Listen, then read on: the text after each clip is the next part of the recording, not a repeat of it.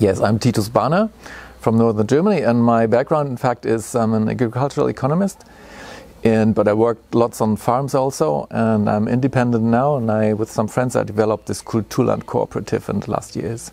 Actually, a friend of mine is a farmer in southern Germany, and he ran into the situation that he had to buy 15 hectares of land because he had rented the land, and the old lady had died, and their sons wanted to turn it into money. And so he had to secure these 15 hectares, which were very important surfaces.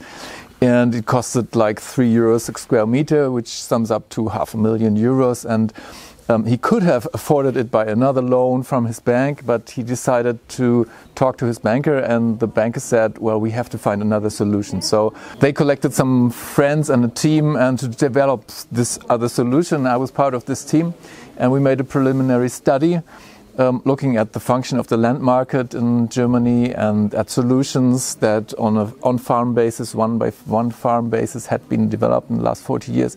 And we came up with some conclusions how we should handle the problem today in a different way. So this was a blueprint.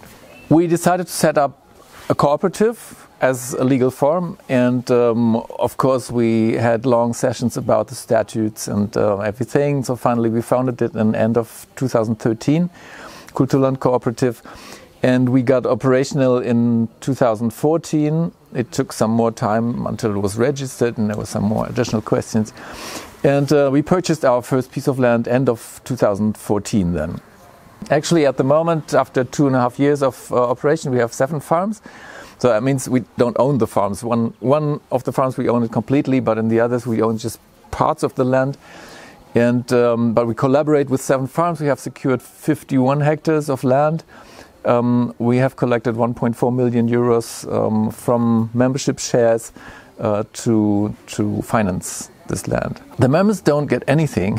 This is the principle. So we say this is an idealistic investment. So we say we thought of this, discussed it a lot, if we should offer them 0.5% interest or 0.2, and what could be for. But because the land prices are so high, if you offer them 1% interest, it's almost the whole rent that you can ask from the farmers. So we decided, on the advice of a banker even, to say we have no interest, 0.0, which is a clear message that people don't invest their money in the cooperative for financial reasons. But what they get out of it is ecological benefits and social benefits, and they know where their money is working, and they feel, and that's the people that we want to attract, that this is more added value to their money than if they get a little return on their investment in monetary terms.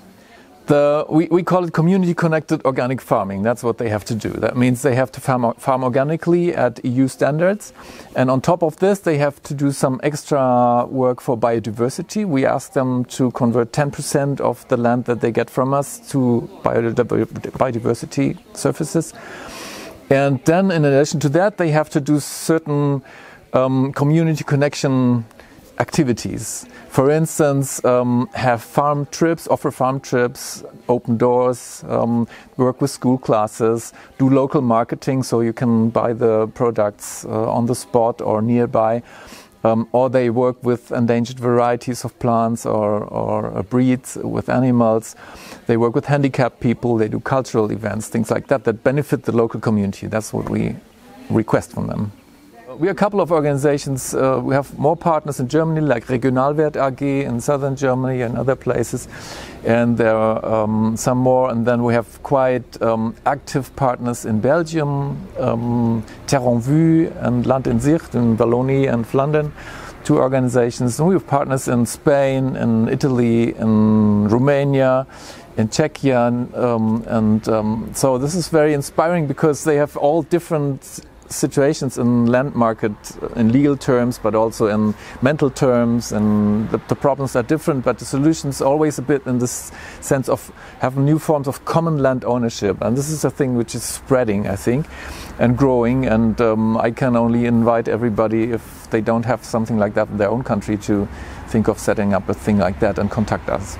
For instance, in Germany, we had the situation that after the start of the world financial crisis 2008 with the Lehman Brothers collapse, the land prices have doubled, and we see more and more investors going into land instead of industrial shares or whatever, to secure their money basically. And we know that about a third of the land purchases in Germany actually are run by non-farming investors, even though we have a quite strong law that privileges the farmers themselves to buy the land, but they cannot afford it simply.